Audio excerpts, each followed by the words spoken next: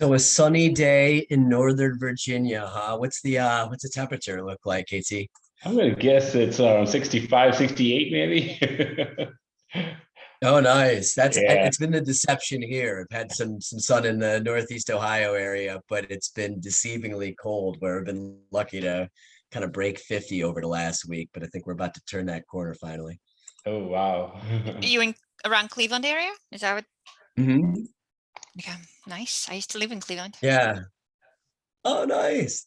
To enjoy your time here at Yeah, I a got bit of my a home. master's at Cleveland Cleveland State. University. Hmm. Okay. Yeah, about 20 minutes from specifically where I'm located at. Right? Yeah, it was we even had snow mixed in on Mother's Day, which was a bit depressing, but Oh boy. Oh my. Yeah. Especially the month of May, right?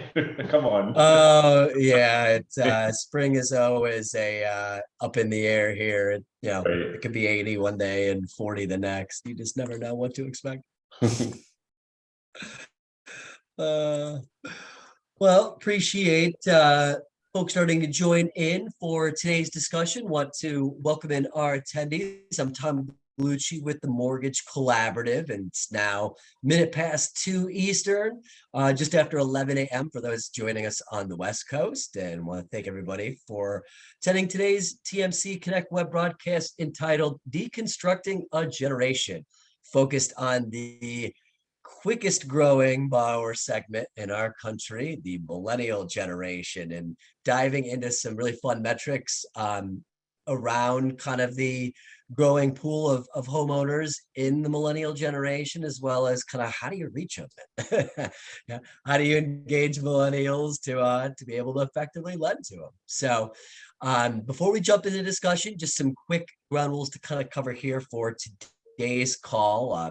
So whether you've dialed in or you're connected via your computer, all lines have been muted for the discussion. And that's done only to avoid any background noise in your area, just to ensure that all attendees can hear clearly.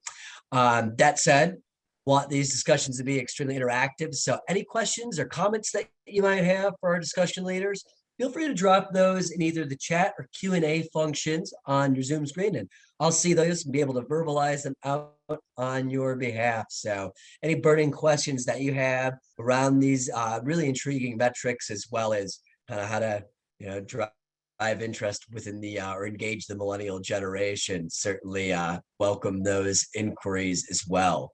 As a reminder, today's call will be recorded and will be available for playback. So attendees and registrants will receive an access to a copy of the recording as well as presentation deck and a follow-up email that you should get tomorrow. So please feel free to share that with those in your organization that could not join today. It's going to be a lot of great content that we cover. Before today's discussion, got great subject matter experts from Freddie Mac. And this is really the third part of a three-part webinar series that we've done over the last couple months too. So certainly we'll make sure in the follow-up information that we also include recorded links to our past discussions with some really key insights from the first quarter of 2021 from Freddie Mac as well. But leading today's discussion, we've got KT Thomas, Senior Director of Marketing Research, or Market Research and Marketing Analytics. Yana Davidovich, the Director of Market Research and Insights, as well as Cecilia Herrick Reynolds, who leads Marketing Analytics and is Research Associate, all with Freddie Mac. So you've got a Freddie Mac tag team here to dive into deconstructing the millennial generation. So on that note, I want to turn it over to KT to kind of help us level set and kind of set the stage for our discussion. So Great. KT, floor is yours. Yeah, thank you very much, Tom. And on behalf of the Freddie Mac team, I want to thank you for allowing us to join here on this call. We're excited to be here. And before I let the presentation be presented by Yana, I just want to share a few things. Number one, we're part of the single family organization. And my group was set in place a few years ago with the intent of really answering a call from our lenders and our clients, which was, how can Freddie Mac do a better job in providing great insights based on all the data that we have and all the market information that we gather, and how we can make the lenders and our clients be more effective in delivering loans, creating loans. So to that extent, the first thing we did was we actually issued a study late last year called the Cycle Time Benchmark Study, which if you've not got a chance to catch a copy, please visit our single family website. And it actually discusses the average time to close a loan and what the leaders and laggards are doing differently. So that was our first paper. And then now the second paper here, it is regarding the generational millennials that are actually becoming the force behind home ownership in the next decade. And Yana will be going into some details. We also have two studies coming up here later this year. One is on our psychographic study on what makes someone wanting to own a home. So that study should be coming out here later this year. And also we have another study, a little bit more of a follow-up to understanding how to be an efficient lender. And this is geared around determining what's the average cost to produce a loan and where efficiencies could be found. And we look forward to also presenting that paper here down the road this year. So again, I want to summarize the fact as market research team, the goal is to do a lot of insights and gathering from all the data that we have so that we can make you more efficient, more profitable, and actually be able to deliver the best service to obviously borrowers and homeowners. With that said, again, thank you for allowing us to be here. We'll take, I'll come back around at the end of this presentation to help answer questions. But again, thank you for allowing us to be here. Yana, the stage is yours. Thanks, KT, and thanks for having us again. As we at Freddie Mac continue to follow closely the latest housing market trends and factors impacting housing demand, we saw a particular need for a comprehensive and consistent view into the largest consumer generation cohort in the United States. As a result, we have assembled what we called a millennial generation playbook, what we will cover in the next 30 minutes. This comprehensive research covers an array of dimension and characteristics for the Generation Y, otherwise known as millennials. While we released this research earlier this year, we continue to enrich and update information as it becomes available. And later this year, we hope to complete the second edition of the Insights, where we'll expand on topics such as recent migration trends, COVID impact, and geo outlook. So please stay tuned. And if Tom would like to host us once again, we'll be happy to join and come back and cover and discuss new topics and new insights with you the next time around. So let's get started. Last year in 2020, 4.4 million millennials turned 33, a peak home buying age, and approximately another 4.6 million will reach this milestone each year in the next decade, making this generation the largest cohort ever to move through the housing pipeline. So to attract and better serve this group of potential buyers, we across the housing ecosystem need to expand our understanding of this generation. So in the next 30 minutes, as I mentioned before, we will examine who millennials are and how they different from prior generation in terms of diversity, life stage shifts, education, income, consumption patterns. We will also look at the impact millennials are making on the housing market and how we, the industry participants, can solve some of the challenges this group of potential buyers is facing. With that, let's go into some of the detailed findings. My colleague Cece Harry Reynolds will cover the next section discussing who are the millennials. Cece, take it away. Thank you, Yana. So in this next section, we wanted to highlight key millennial characteristics to really paint a picture of who millennials are. So who are millennials? They are the population born between 1981 and 1996 and are arguably the most influential generation since baby boomers. There are 71.2 million millennials, which is nearly 22% of the US population. And in 2019, they surpassed baby boomers as the largest adult generation. Interestingly, in 2019, one. More than half of millennials were still in their 20s. And if you look at the chart on the right, you can see that the group we call younger millennials, the first two bars, are larger than the group we call older millennials, the two bars on the right of the chart. So what does this mean for the housing market? More millennials will be entering life stages in the coming years, which will in turn drive up homeownership rate. And as Yana mentioned, in 2020, 4.4 million millennials turned 33, a peak home buying age. So as millennials begin to enter these home buying years, we expect a large wave of housing demand from this group. So next, we wanted to explore where millennials live.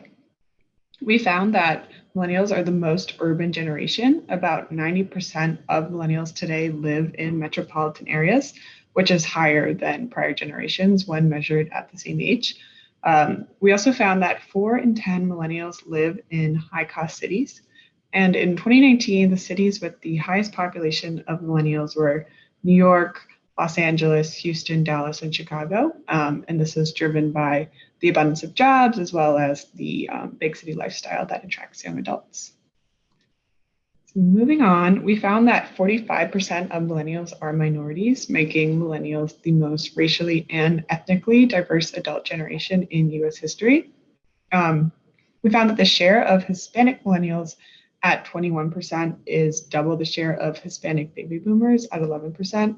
And millennials also hold the highest share of the Asian population at 8%. So there's a view that this diversity is the most defining characteristic of this generation and that it could impact housing trends later on. And we'll discuss this later on in the presentation. But one thing to highlight, a study done by Pew Research shows that both Hispanic and Asian populations are nearly twice as likely to live in a multi-generational household.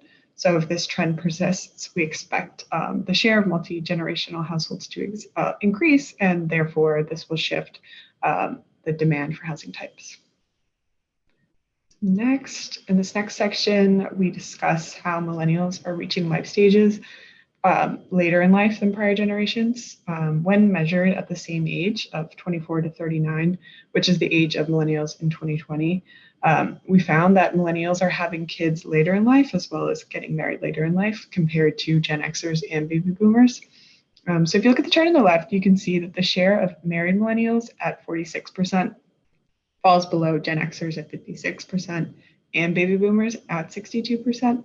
And very similarly, at the chart on the right looks at the percentage of millennials with children, which falls to 44%, below Gen Xers at 55%, as well as baby boomers at 57%. So a lot of reasons for this, but social changes, career paths, living arrangements, education goals, and financial stability are all stifling these rates.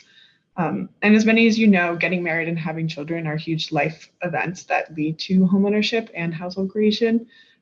So one interesting thing we found from our research is that married millennials made up a higher share of homeowners. So this means that the home ownership rate of married millennials with and without children was consistently higher than a home ownership rate of single millennials.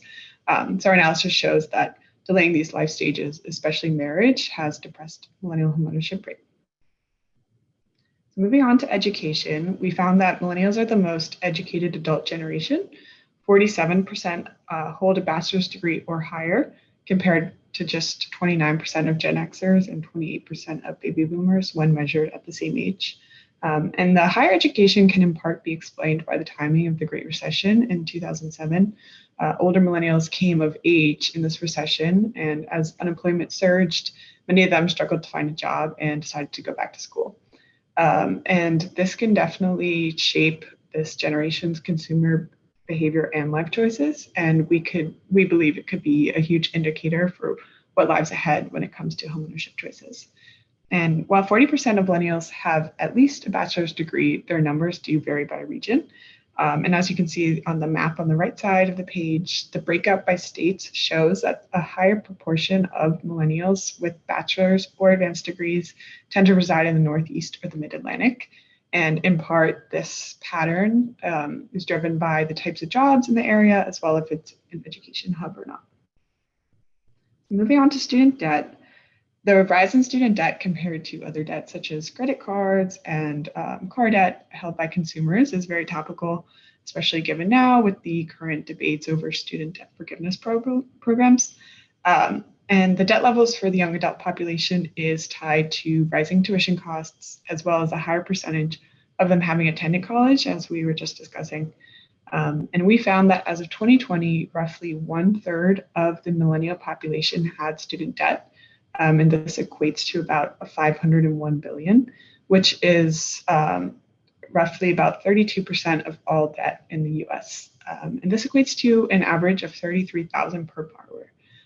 And a study done by JP Morgan found that the typical family median student loan payment is 5.5% of take-home income. Now, if you look at the chart on the right, you see that people with advanced degrees carry a larger debt, but they also tend to have a higher earnings trajectory. So although student debt is often seen as a deterrent to homeownership for millennials, while it might delay it, it's unlikely to derail it, as earnings potential for millennials with completed degrees is higher for those without. So next, let's talk about income. Millennials' median income surpassed those of prior generations when measured at the same age as today's millennials. So millennials' average median income in 2019 reached 68,000, which is higher than both Gen Xers at 63,000 and baby boomers at 53,000. And some potential reasons for this increase are the higher education levels we've seen, as well as the higher female participation rate in the workforce and higher female wages. So moving on, we found that millennials are the largest generation in the workforce at 36%, and 59 million of them were working or looking for work in 2019. And a large share of this generation is still relatively early in their careers, which means their impact on the workforce has yet to be seen and will be formidable in the future. And another highly discussed topic we wanted to cover was the gig economy.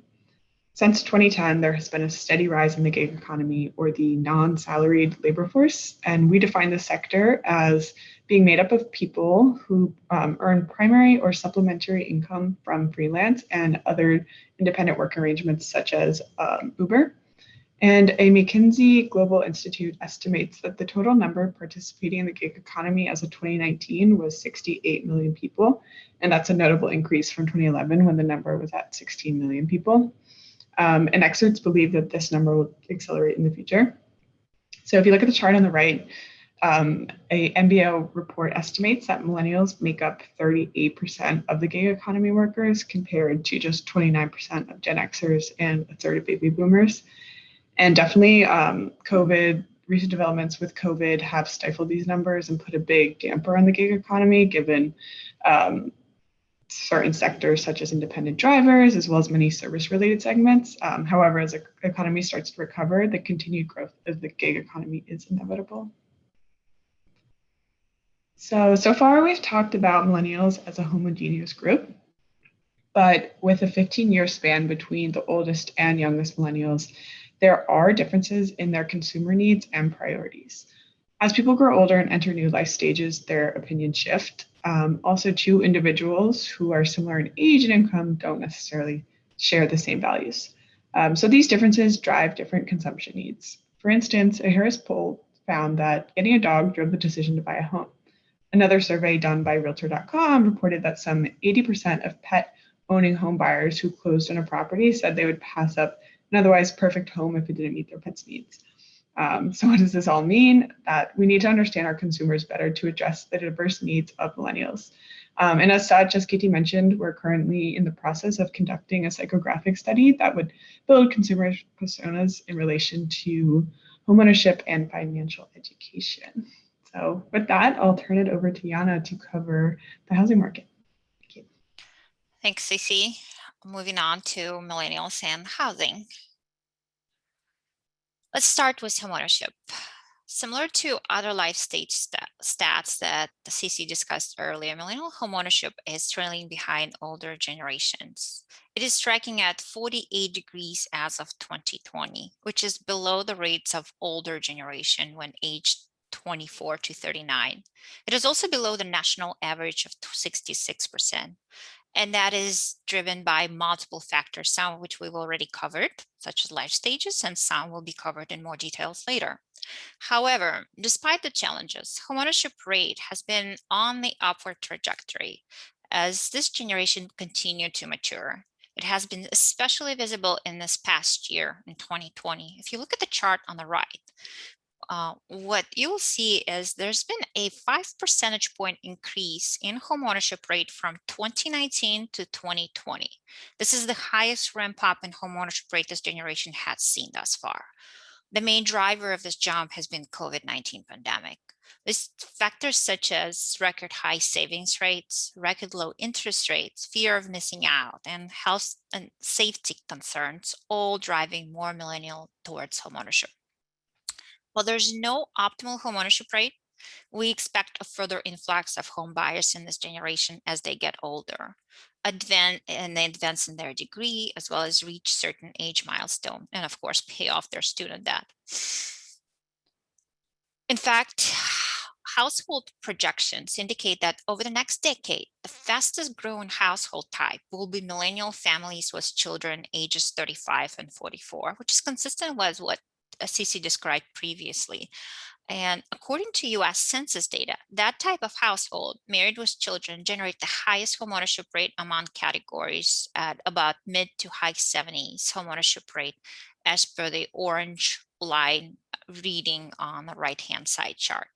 Combining this household growth projection with attributed homeownership rates, you can certainly see why we are all calling for a ramp up in household demand going forward. One of the important subjects to bring up when thinking about the level of millennial homeownership is the historical variation in homeownership rates by race and ethnicity. Millennial generation Hispanic, Latino, and African American Black homeownership rates are substantially below those of non-Hispanic white rates, as you could see in the chart above. Taking into consideration this variation in rates, add to that the higher share of minorities within millennial generation than any other older generation, the result is lower overall homeownership rate. Let's move on to homeownership barriers and challenges. Like most older millennials, see homeownership as a primary, as most older generation, millennials see homeownership as their primary financial goal, with the top motivators being wealth creation and a stable pace to live and create family memories. But their path of homeownership today is covered with challenges. Delayed marriage, financial challenges of racial and ethnic minorities, less financial security, and high debt, all contributing to low homeownership rate for millennials. On top of that, rising home prices and record low inventory of affordable housing for sale have also impeded homeownership. Let's take a look at a few of the barriers in more detail. A 2019 survey by Apartment List found that nearly half of millennial renters who say that they want to buy a home actually have no savings set aside for a down payment. And though we might have seen some improvement during 2020, the savings rates, where the savings rates went up, many prospective home buyers still find savings for a down payment to be a biggest challenge they have to overcome when thinking of applying for a mortgage. Numerous millennials have skewed notions of the minimum down payment required to buy a home. One of Freddie Mac's studies revealed that nearly 42% of millennials are under the assumption that they are required to put a 20% down payment on a home, or they were really unsure of how much is required. In reality, the median down payment in 2019 was 12% for all home buyers and 6% for first-time home buyers. According to census data, 47% of millennial first-time home buyers put down between 0 and 5% on a home, while 15% put down 6% to 10%. This is where we, housing market professionals, can educate consumers on options and products that are available through the industry and specifically within Freddie Mac portfolio. Yet another important consideration when mining homeownership is financial literacy. Despite the fact that high share of millennials having college and graduate degrees than any other older generation, they're less financially literate. According to a 2018 study by TIA Institute, only 16% of them could be considered financially literate, compared to 34% of adults assessed at the same age range in 2009, a decade before. Moreover, only 19% of millennials that assess their own financial knowledge as high or very high qualified as financial literate. The same report also found that fintech usage, mobile apps, when coupled with financial literacy, created a greater tendency for poorer money management, suggesting that the usage of fintech tools is not a substitute for financial education, but a complement. Millennials today have more choices, more tools, more data, and more serious consequences from financial decisions that they make. While we look for ways to expand homeownership opportunities to a larger share of millennials, improvement in home borrower education is imperative. In fact, we at Freddie Mac will be releasing updated homeownership education module tools earlier this summer. Our own research team is also in the process of conducting a primary research survey where topics such as homeownership and financial education will be covered in detail. Our hope is that the byproduct of our research and our studies will be a deeper insights and collaboration across partners to help millennials ease challenges pertaining to financial literacy. Let's move on to home buying activity. As we previously mentioned, millennial impact on the housing market has been growing and will continue to grow in the next decade.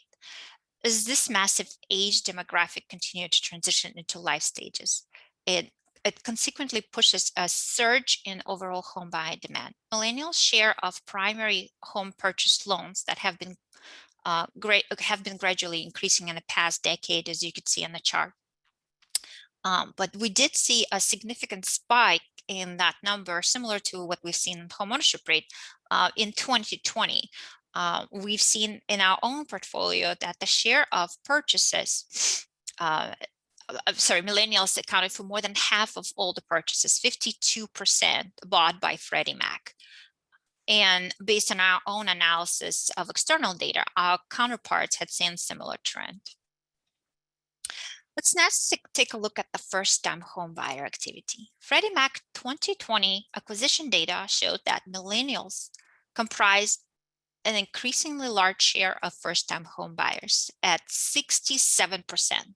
The housing industry is certainly feeling the impact of millennials stepping into the space, which is why it is imperative to understand the characteristics of this consumer segment. Our evaluation of first-time home buyer profile revealed that millennials are older when they purchase and they earn higher income than first-time home buyers even a decade ago. We're also seeing that the number of millennial first-time home buyers has increased even more as a result of COVID pandemic, as many renters who've been postponing home purchasing seek the security and stability of homeownership. Curiously, the 2020 ramp up in younger millennial cohort was more noticeable than the increase in the older millennial generation. One of the interesting trend worth noting is that the two largest generation are now competing for the similar valued property, which in this current environment of bidding wars could be yet another deterrent for the first-time home buyers who have very little equity to play with to win the bid. There are several hypotheses that might explain the recent trend of millennials and baby boomers going after similar price properties. One is limited starter home inventory, could be causing millennials to rent longer so that when they buy their first home, they skip starter homes and buy larger, more expensive first-time homes than prior generation. And also, as many of you know, baby boomers are starting to downsize and are buying smaller homes. While the gap between prices of homes bought by millennials and baby boomers no longer exists, the average loan amount borrowed by millennials is certainly outpacing the amount borrowed by baby boomers. Lower down payments made by first-time millennial home buyers explain this divergence. The down payment percentage baby boomers paid in 2020 was more than double of the millennials. Baby boomers certainly have more equity to work with, as you would know. As a result of the increased home prices and lower down payments, we anticipate millennials will accumulate higher mortgage debt than any other generations before them. A few more points to make about millennial housing market activity before we move on to the next section. First, though millennials are more likely to live in urban centers than older generation, as Cece pointed out before, a high share of them tend to purchase homes in more affordable regions, as you can see on the map on the left. We also wanted to note that the most active millennial home buyer markets in 2019 were Houston, Chicago, Atlanta, Phoenix, and Washington, D.C. Texas, in fact, was by far the leader, with 5 metropolitan areas making it to the top 20 metro list. That brings us to our last section of home ownership challenges and recommendations. So despite being a diverse, tech-savvy, better educated, high earning generation, it is struggling to reach the American dream more than any prior generation. There are formidable issues depressing millennial homeownership rates. And in this next section, we have highlighted a few of those, along with the potential solutions and recommendations. Let's start with changing demographics. As we have mentioned previously, along with the higher population number, this generation brings a higher than ever degree of racial and ethnic diversity to the US population. The higher share of minorities within this demographic is likely to lead to a reduced homeownership rate for the cohort. How can we as an industry help to reduce the homeownership gap? Let's start with what Freddie Mac is doing, and that is broadening educational resources, both in content and language availability, establishing new programs to address financial capabilities and mortgage solutions for communities of color, developing plans to further expand partnership with organizations that lead the way to bring greater equity in housing. We also highlighted a few options for the industry to consider, such as increase in outreach programs, provide more targeted and effective financial education programs, as well as increase awareness and better customized down payment assistance programs. Yet another challenge we discussed earlier is low financial literacy, which is more common with millennials, even though more online resources are available. This raises the question of why these educational offerings haven't improved millennial financial literacy. Creating partnership across the housing industry ecosystem to strengthen the financial literacy of the young adults is imperative. So what is Freddie Mac doing to address this issue? We offer educational resources such as Freddie Mac Credit Smart in multiple languages to educate homeowners and help housing professionals guide consumers. Freddie Mac is also partnering across the housing ecosystem to help connect borrowers with valuable resources like our borrower help centers and housing counselors. We also list a few potential industry options to explore, such as creation of effective financial education apps aimed at tech-savvy millennials, increased outreach of housing professionals through class offerings in high school, colleges, and places of work. Lenders and real estate agents should continue connecting borrowers with housing counselors who can provide guidance and serve as trusted advisors as well. Moving on to gig economy. As we discussed previously, millennials embrace the gig economy, and as a result, in the future, we'll see shifting dynamics of the labor market. In response to the shift, the industry and policy changes are necessary to simplify and streamline access to credit mortgage origination process for non-payroll workers. What we certainly do at Freddie Mac is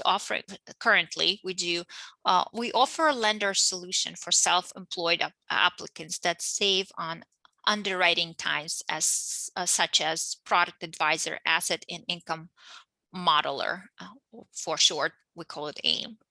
Potential industry options to explore include expanded view of acceptable income streams, as well as creation of new innovative mortgage products.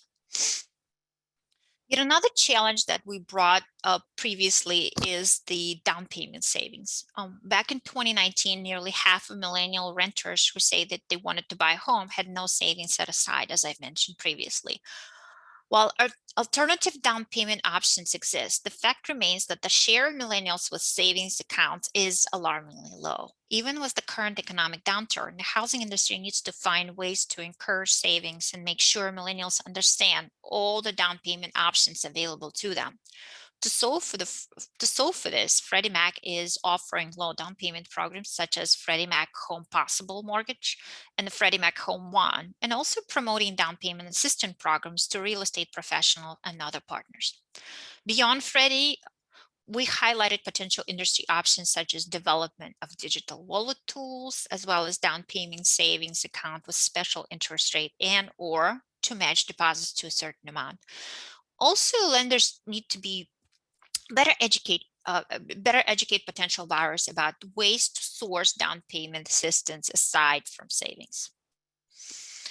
Last but not least, as we know, affordable housing shortages exist, and they are severe, and they are actually getting worse by month.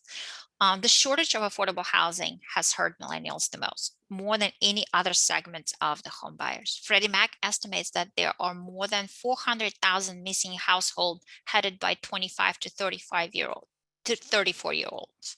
A limited supply of land and shortage of skilled labor and increased material costs are all contributing to higher prices and rents. What can we do? At Freddie, we offer loan options that promote renovation and energy efficiency improvement like Green Choice and Choice Home Mortgages and Choice Renovation Financing. Freddie Mac offers manufactured housing options as well. Potential industry options to explore would be accelerate housing construction and offering more affordable options to meet the demand. To make some of these happen, local governments should consider relaxing excessive regulation and restrictive zoning policy. I know most of it would not be done overnight, but these are just some of the recommendations that we want to point out.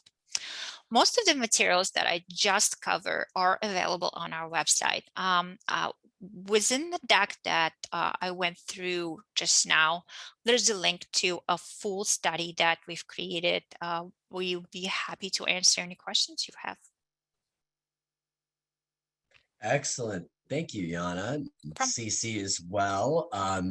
Really enjoyed the metrics there. And just a reminder to attendees, any questions that you have, you can feel free to filter those in through either the chat or Q&A functions on your Zoom screen. And I'll be able to verbalize those on your behalf. I've got a couple here offhand.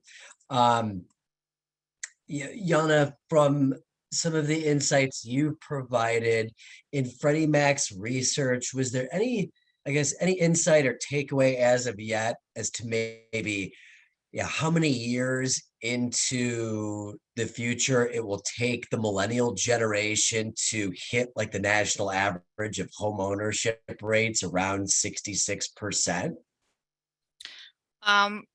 We actually, interestingly, curiously, we are in the process of calculating that right now. So as I've mentioned to you, Tom, if you have us one more, maybe later this year, we'll be able to share some of more precise statistics, but we do think it would probably closer to the end of the decade.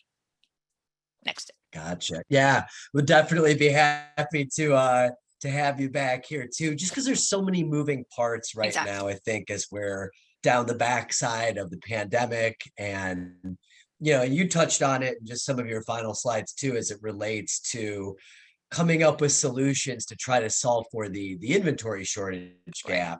And some of that's pandemic fueled, and some of that just needs more support for new home starts and policy too, as far as reducing some of those restrictions and impediments out there. Actually, along those lines, another question we had come in here. Do we think the lack of inventory of available homes will depress the pandemic fueled growth, as you evidenced in one of the slides too that we saw over this past year, specifically for millennial home buyers?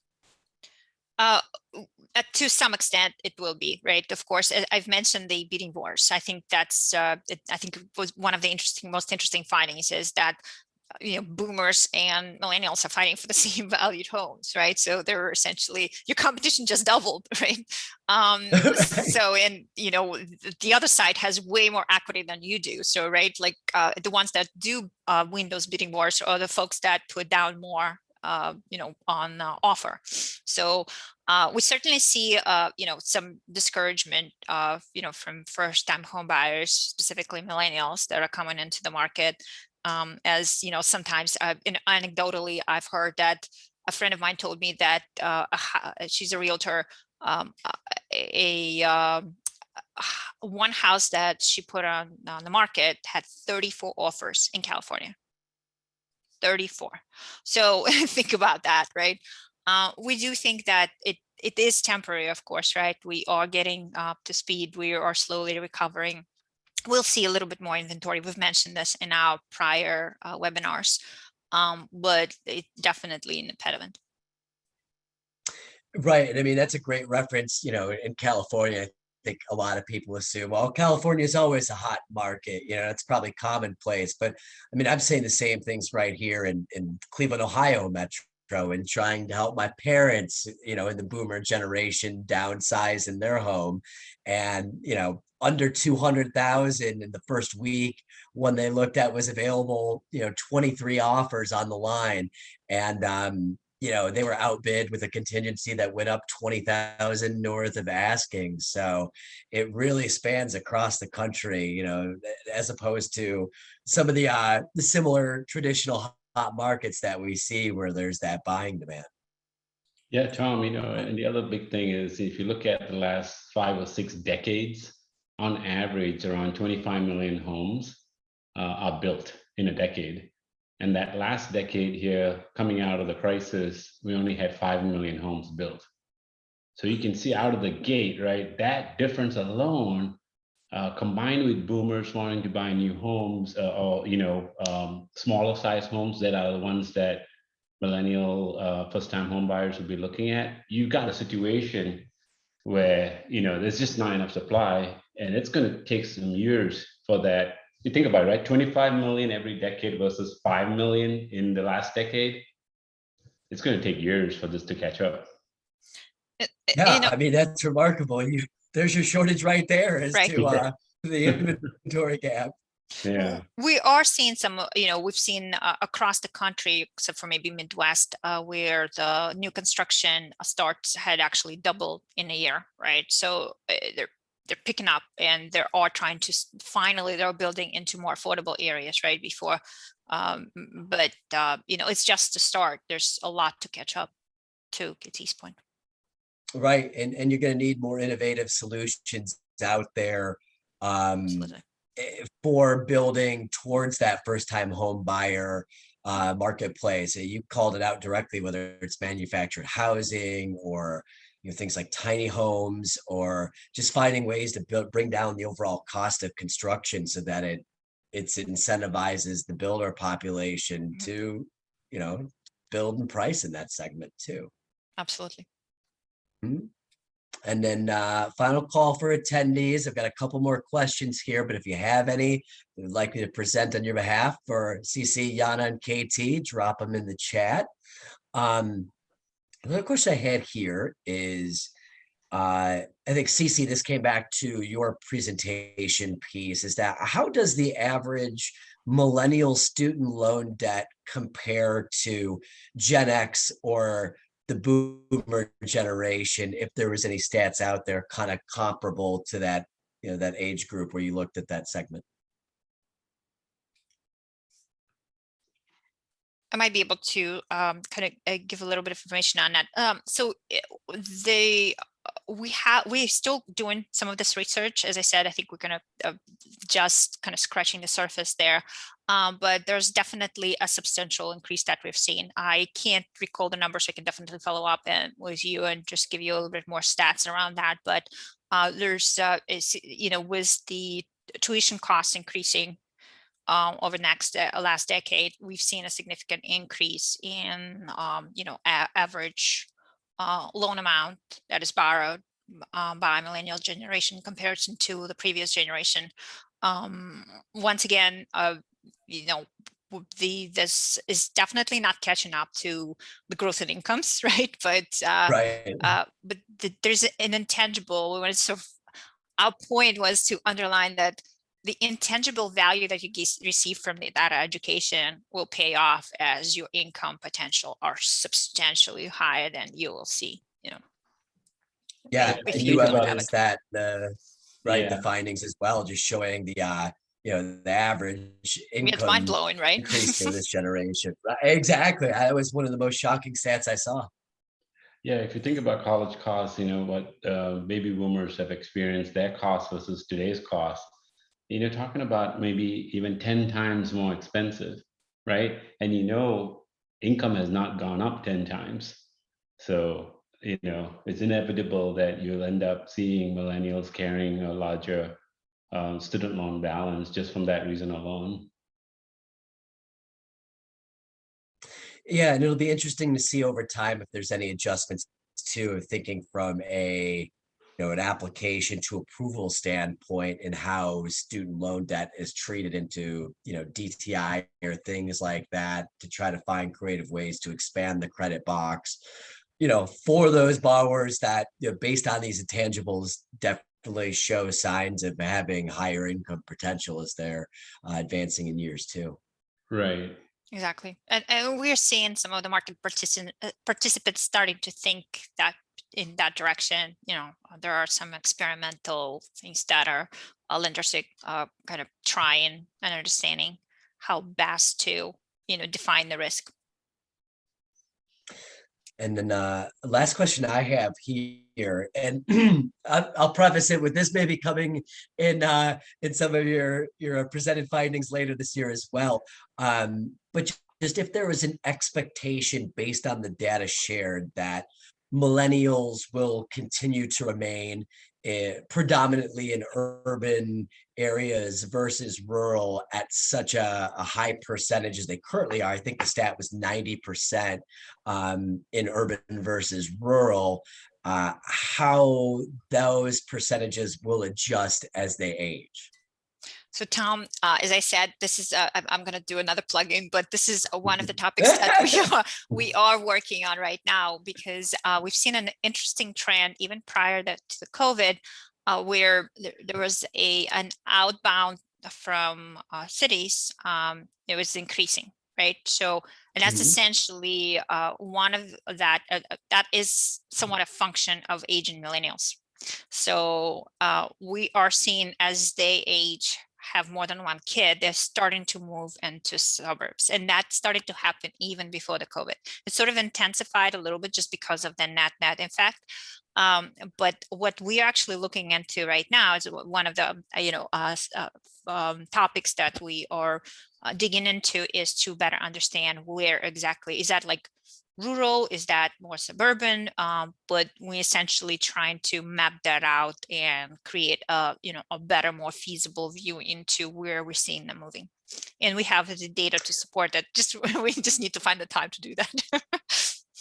Yeah, Tom, I think well, I think we've created the go ahead, KT. I was going to say that I think there was already a shift with the millennials having children and starting a family, where it's fine and dandy when you're single or just married to stay in an urban area. But the moment you have a family and you need more space, everyone was starting to move a little bit more into a suburban area. But I think COVID and the pandemic and the remote work options have actually resulted in the ability for these millennials to actually go where things are much more affordable. And so places like Greenville, South Carolina is starting to see a huge boom of millennials moving from San Francisco, from New York, because they have the ability to work remote. So yeah, I think our research, that we're going to do this summer is probably going to yield out some cities that have really, like rural cities that have really seen a spike. And unfortunately, home prices are also going up because of that in these rural cities.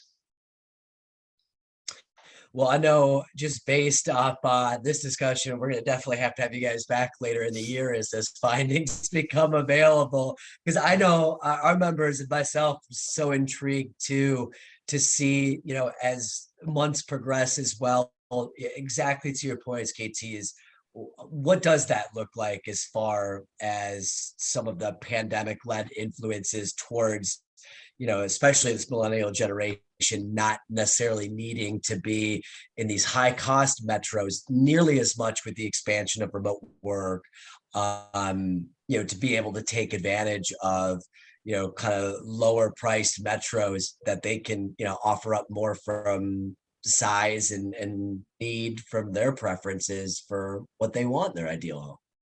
Right. Yeah, it's even sometimes like suburbs of Atlanta, Asheville, North Carolina. So, areas that typically you wouldn't see a millennial generation population wanting to even think of moving to.